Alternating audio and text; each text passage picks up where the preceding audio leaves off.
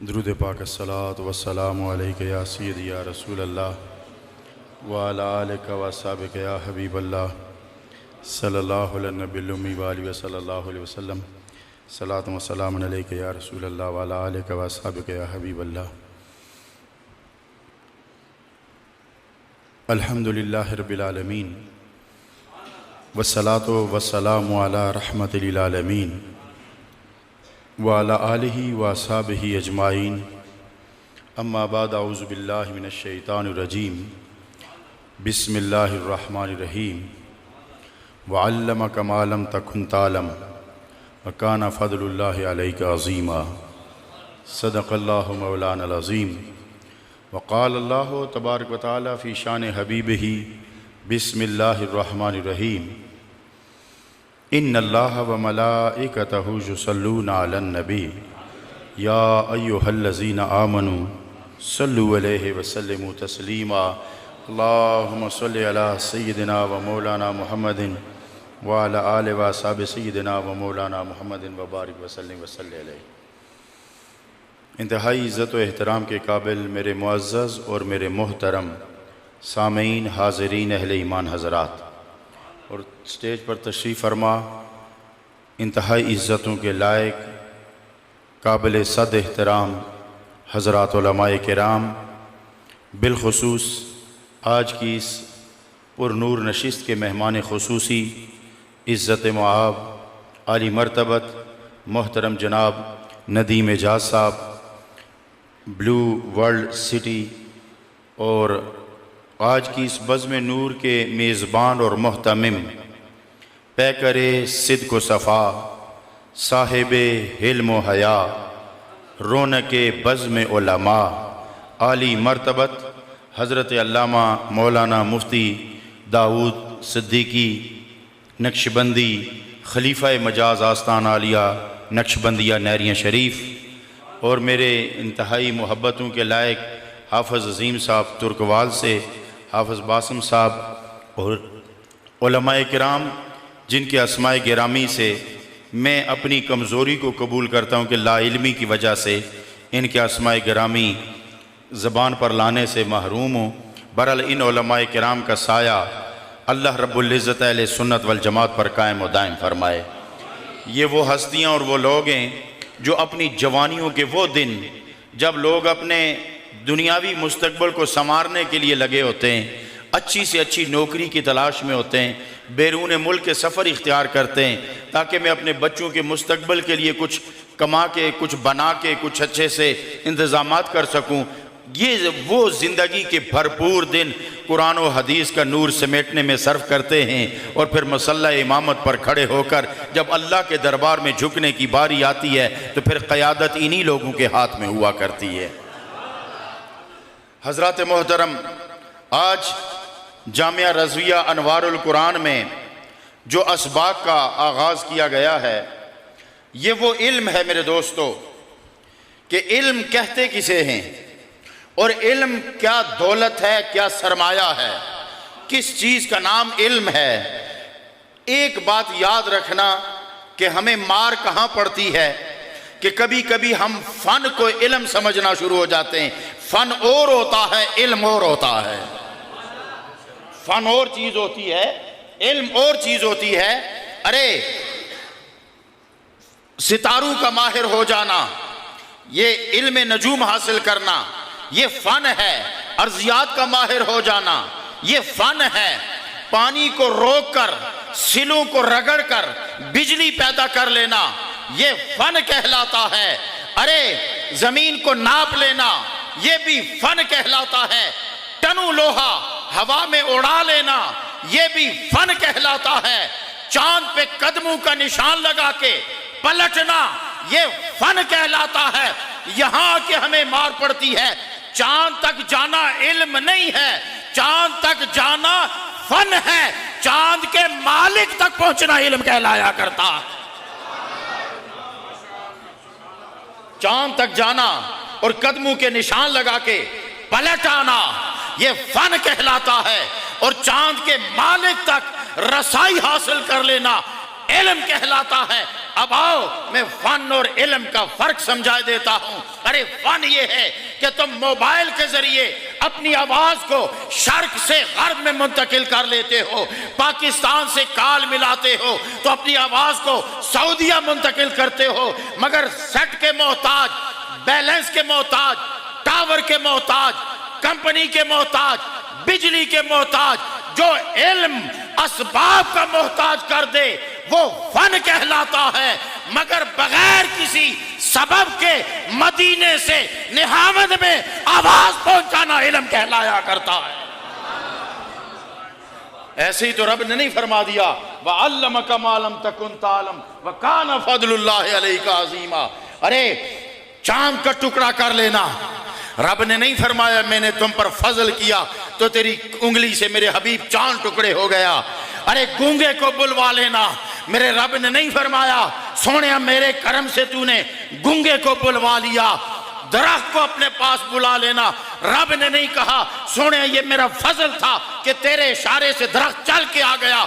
अरे बच्ची को कब्र से उठा के जिंदा कर लेना, रब ने नहीं फरमाया ये मेरा फजल है जो तूने हयात बांटी। लेकिन नहीं, जब इल्म की बारी आई तो रब कायनात फरमाता है वल्लमका मा लम तकुन व कान फदलुल्लाहि अलैका अज़ीमा। सोनिया मैंने तुम्हें, अब यहाँ एक इतराज किया जाता है कि नबी तो नहीं जानते थे इसलिए रब फरमाते जो नहीं जानते थे तो वो मैंने तुम्हें सिखाया। नहीं, रब ने ये नहीं फरमाया कि तू जानता ही नहीं था तो मैंने सिखाया। रब ने फरमाया जो नहीं जानता था वो भी सिखा दिया है। अब यहाँ इल्मी तर्जमा ये बनता है कि जो नहीं जानता था वो भी सिखा दिया है, और रूहानी तर्जमा ये है कि सोने मेरे तेरे दरमियान जो पर्दे रहते थे हमने वो भी उठा दिए हैं। वअल्लमका मा लम तकुन तालम व कान फदलुल्लाहि अलैका अज़ीमा। इसलिए इल्म किसे कहा जाता है? अरे समंदर की रफ्तार को नाप लेना इल्म नहीं कहलाता, मगर समंदर को अपने हुक्म के ताबे कर लेना इल्म कहलाया करता है। ये भी तो इल्म है ना कि किसी को पढ़ाओगे तो अल्फ़ाबेट पढ़ाओगे ना, अलिफ बे से शुरू करोगे ना, ABC से शुरू करोगे ना, फिर जुमले बनवाओगे, फिर लिखवाओगे, फिर उन आवाज़ों से आशनाई पैदा करोगे, फिर उन आवाज़ों से जब आशनाई पैदा होगी तो तब हुरूफ की पहचान पैदा होगी। अब लकीर लगाते हैं, ये अलिफ नहीं होता, ये अलिफ का निशान होता है। टेढ़ी लकीर लगा के उसके नीचे नुक्ता लगाते हो, ये हकीकत में बा नहीं होती, ये बा का निशान होता है। इसी तरह लाइन लगा के उसके ऊपर दो नुक्ते लगा लो, ये ता नहीं होती, ये ता का निशान होता है। इसी तरह अलिफ लिख के दो लाम लिख के छोटी हे ला के ऊपर शद डालो, ये अल्लाह नहीं होता, ये इसमें अल्लाह का निशान हुआ करता है। वरना ये भी तो कुरान है जो हम सामने रख के टेबल पे रख के बैठते हैं, ये भी तो कुरान है जिसे हम कंधे पे रख के चलते हैं, ये भी तो कुरान है जिसे हम ताकचे में रख लेते हैं, ये भी तो कुरान है जो छोटा बच्चा घर से उठा के मस्जिद में आ जाता है, मस्जिद से उठा के घर में चला जाता है। कुरान ये भी है और कुरान वो भी है जिसके लिए रब ने फरमाया लौ अंज़लना हाज़ल कुरान अला जबल, अगर इस कुरान को मैं पहाड़ पे उतारता।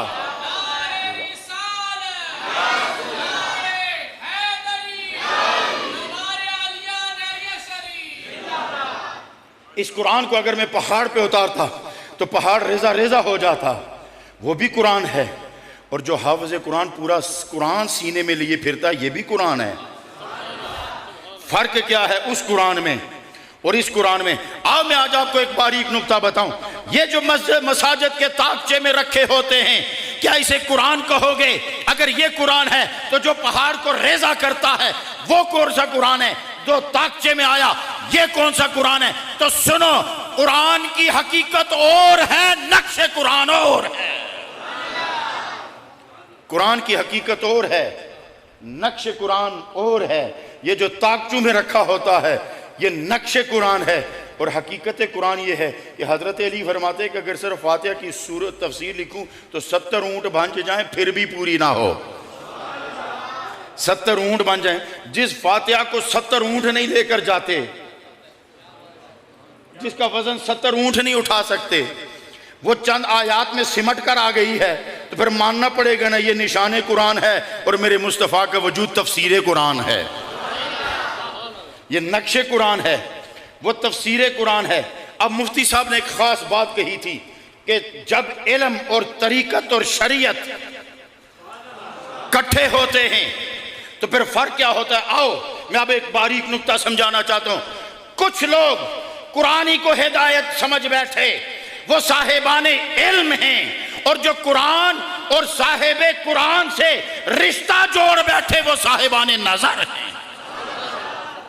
साहिबे, अब आप कहोगे ये साहिबे नजर क्या होता है, साहिबे इल्म क्या होता है, तो फिर सुनो, इल्म सिर्फ जानना होता है और इल्म नाबीना भी सीख सकता है मगर देख नहीं सकता। इल्म बहरा भी सीख सकता है मगर सुन नहीं सकता। इल्म गूंगा भी सीख सकता है मगर बोल नहीं सकता। ये इल्म जानना और चीज है, मुशाहिदा और चीज है। अब जानने और मुशाहिदे में फर्क क्या है? अरे मुशाहिदा क्या होता है और जानना क्या होता है, ये बारीक नुक्ता आपके सामने रख के मैं आपको ये समझाना चाहता हूं कि तरीकत क्या है, शरीयत क्या है, इल्म क्या है और इरफान क्या है। इल्म में और इरफान में क्या फर्क है, इरफान में और कुर्ब में क्या फर्क है, कुर्ब में और वसल में क्या फर्क है। इल्म कहता है कि वो और है, तू और है। वसल कहता है नल हक नल हक नल हक। ये वसल का मरला है, वो इल्म का मरला है। इसलिए याद रखो, जो इल्म और तरीकत को इकट्ठा करे, रूहानियत और शरीयत जब इकट्ठे होते हैं, सूफीइज्म और इल्म जब इकट्ठे होते हैं, रूहानियत और इल्म जब इकट्ठा होता है, तब जाके कोई फरीदुद्दीन गंजे शकर बना करता है, तब जाके कोई निजामुद्दीन औलिया बना करता है, तब जाके कोई मेहरे अली शाह बना करता है, तब जाके कोई ख्वाजा कासम मोड़वी बना करता है, तब जाके कोई ख्वाजा गुलाम मुहियुद्दीन गजनवी बना करता है। हजरात मोहतरम, अब मैं इल्म और मुशाहिदे, जानने और इरफान और इल्म की फ़र्क थोड़ा सा वाज़े करके इजाज़त चाहूँगा। बस ये एक नुक्ता समझने की कोशिश करना। हज़रत इब्राहीम अलैहिस्सलाम ने सवाल किया, बस ये आखिरी मेरी गुफ्तगू है 2-4 मिनट की। कैफ़ तुह्यिल मौता, रब्बा तू जिंदा कैसे करता है। मैं उलमा के दामन में एक सवाल रखना चाहता हूँ, क्या इब्राहीम नहीं जानते थे? नहीं बात समझ में आई? क्या ये इल्म इब्राहीम के पास नहीं था? हजरत इब्राहीम के पास इल्म था ना। ये इल्म तो था कि रब जिंदा करता है, फिर क्यों कहा कैफ़ तुह्यिल मौता? इसका मतलब यह है कि इल्म मंजिल आशना करता है, मंजिल पर पहुंचाया नहीं करता। इल्म मंजिल आशना करता है, मंजिल आशना जरूर है, मंजिल रसा नहीं। वरना क्या कुफार ने नहीं कहा था, वमा नअबुदुहुम इल्ला लियुक़र्रिबूना इलल्लाहि ज़ुल्फ़ा। उलमा बैठे हुए हैं, मेरी गुजारिशात पर जरूर तवज्जो फरमाएंगे। क्या कुफार बुत परस्तों ने ये नहीं कहा था, वमा नअबुदुहुम, हम इनकी बुत परस्तश तो नहीं करते, इल्ला लियुक़र्रिबूना इलल्लाहि ज़ुल्फ़ा, इसलिए ताकि ये हमें उसके करीब करें। इसका मतलब है उन्हें भी इल्म था कि अल्लाह है, इल्म था कि अल्लाह है। लिहाजा इल्म का होना काफी नहीं,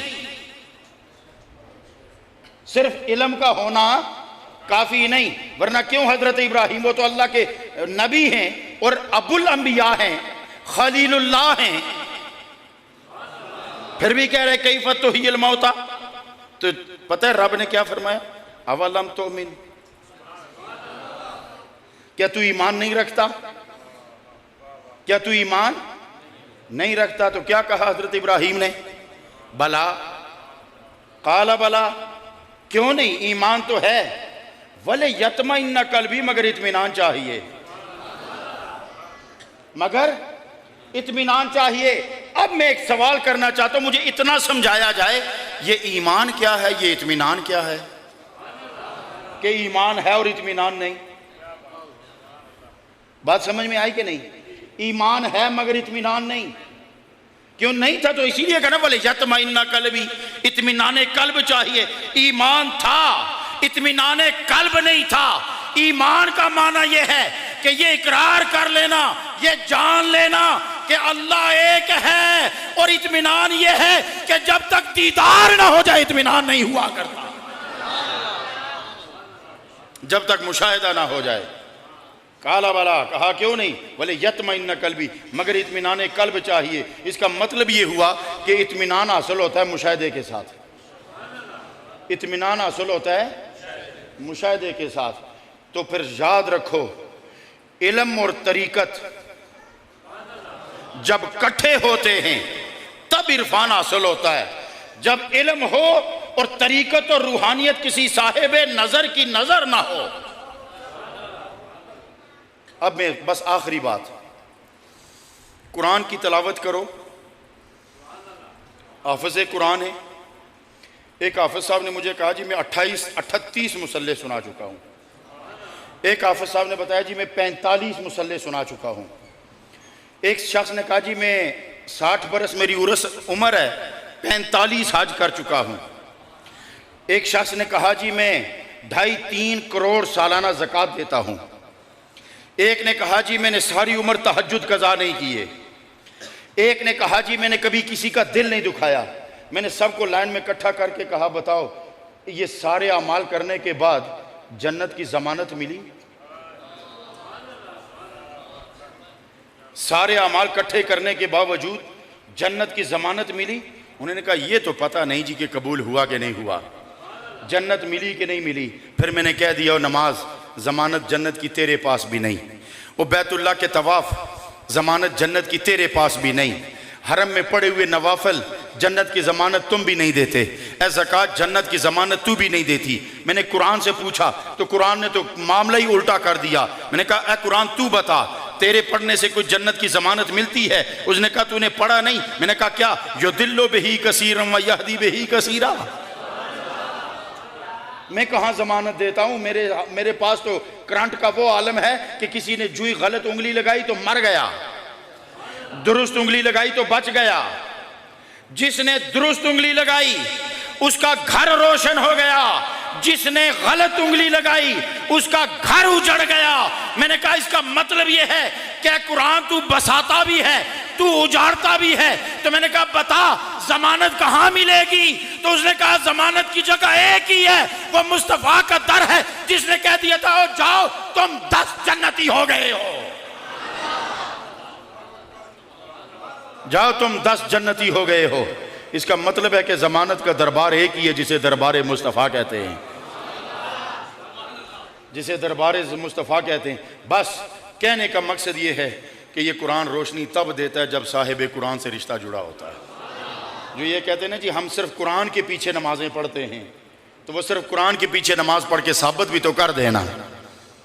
इसलिए ये याद रखो ये कोई बहस नहीं है, कोई मुनाजरा नहीं है, किसी को चैलेंज नहीं है, किसी को कोई फिरका वारियत की बात नहीं है। मैं बताना ये चाहता हूं कि इल्म असल में मकसूद इल्म ये है कि बंदा इरफान इलाही हासिल करे, बंदा रब के करीब जाए। तो कुर्ब इलाही हासिल करने का जो इल्म है वो दुनिया के सारे इल्म हासिल करने चाहिए, मगर मस्जिद कुरान और हदीस से रिश्ता सबसे मजबूत रखना चाहिए। सबसे कंपलसरी मजमून अपनी ज़िंदगी में ये मदारस का इल्म है। जो लोग फ़िक़्ह पढ़ते हैं, जो लोग हदीस पढ़ते हैं, जो लोग तफसीर पढ़ते हैं, जो लोग सर्फ पढ़ते हैं, जो लोग नाव पढ़ते हैं, जो लोग नमाज के फ़राइज़ व वाजिबात समझने की कोशिश करते हैं, जो कुरदीन सीखना चाहते हैं, हकीकी इल्म ये है कि जो दुनिया में भी काम आएगा आखिरत में भी काम आएगा। और सरकार ने फरमाया तुम्हारे अमाल मुनक़ते हो जाएंगे, मगर 3 अमाल ऐसे हैं कि जो तुम्हारे मरने के बाद भी तुम्हारी नेकियों का रजिस्टर खुला रहेगा। तू कुछ नहीं करेगा मगर नेकियां तेरे पलड़े में आती रहेंगी, तू कुछ नहीं करेगा मगर तेरा रजिस्टर चलता रहेगा, तू कुछ नहीं करेगा मगर तेरा खाता खुला रहेगा। उन 3 में एक ये भी फरमाया कि इल्म नाफे, इल्म नाफे, ये इल्म नाफे होता कौन सा है? बस आखिरी एक जुमला कह दूं, उलूम व फ़नून ये सारे फ़ानी हैं, जिस इल्म ने बाकी रहना है वो इल्म नाफे है। बस इतना याद रखो, जिस इल्म ने बाकी रहना है वो फ़ानी है, और वो कौन सा इल्म है, वो एक ही नुक्ते पे आके इकट्ठा हो जाता है और कब्र में पूछा जाएगा, मा कुन्त तक़ूलु फ़ी हक़्क़ि हाज़र रजुल ले मुहम्मद सल्लल्लाहु अलैहि वसल्लम, बता तो सही तो ज़िंदगी में इनके बारे में क्या कहा करता था, इनको भी जानता था कि नहीं जानता था, इनको भी पहचाना करता था कि नहीं पहचाना करता था, और क्या कहा करता था। अल्हम्दुलिल्लाह मैं किबला मुफ्ती साहब की खिदमत में हदिये तबरीक पेश करता हूँ और दुआएं करता हूँ। ये उलमाए किराम जो तशरीफ़ फरमा, इनका इसम शरीफ कारी मोहम्मद सदीक़ साहब अली कदर,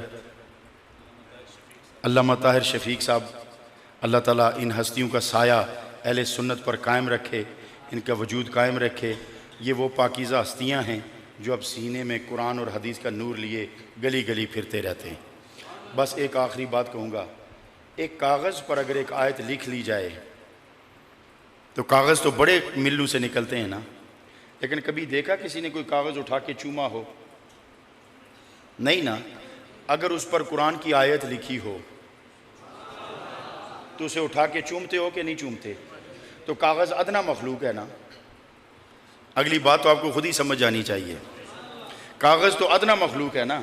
उसके सीने पे कुरान की एक आयत आई तो तूने उठा के चूम लिया, तो जिसने पूरा कुरान सीने में रखा हुआ उसका एहतराम कितना होगा, उसका अदब कितना होगा। अल्लाह रब्बुल इज़्ज़त आपकी मेरी हम सब की हाज़री कबूल मंजूर फरमाए। वमा अलैना इल्लल बलाग।